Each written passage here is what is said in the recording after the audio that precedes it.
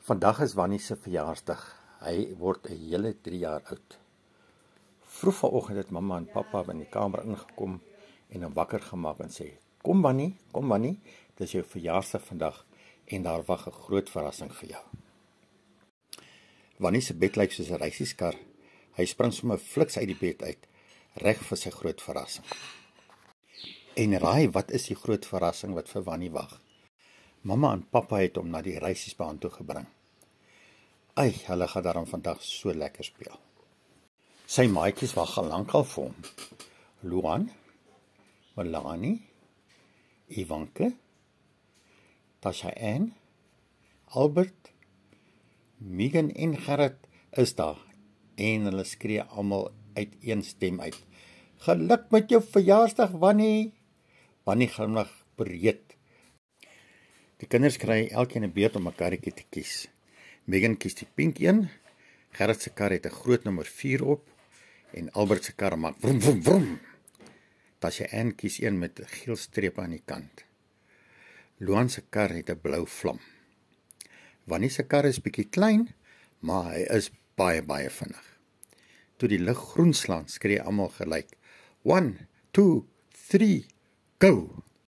Na 'n paar rondes is die kinders al lekker dors en lus vir ietsie om te eet. "Ek hou baie van hierdie plek," giggel Ivanke. Albert wys of sy kar bietjie brandstof moet kry met 'n bottel sap in sy hand.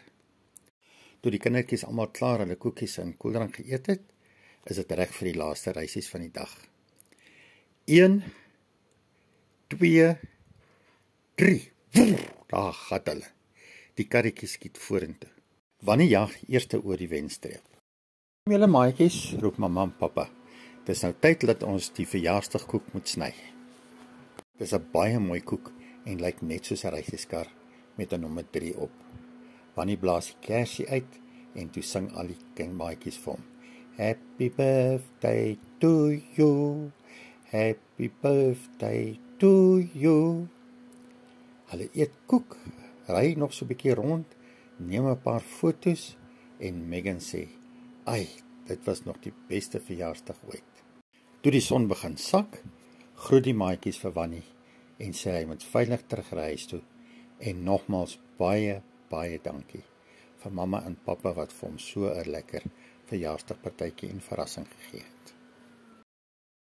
Toe Wannie hulle by die huis kom, spring hy gou-gou in die bad, vang 'n lekker warm bad, bos tandjies klim uit, droog hom af, want dit is nou tyd om te gaan slaap.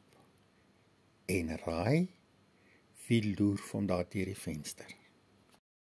Dis reg, dis Klas Fakie. Hy het weer 'n draaitjie kom maak by Wannie om slaapsandjies in sy oogies te gooi.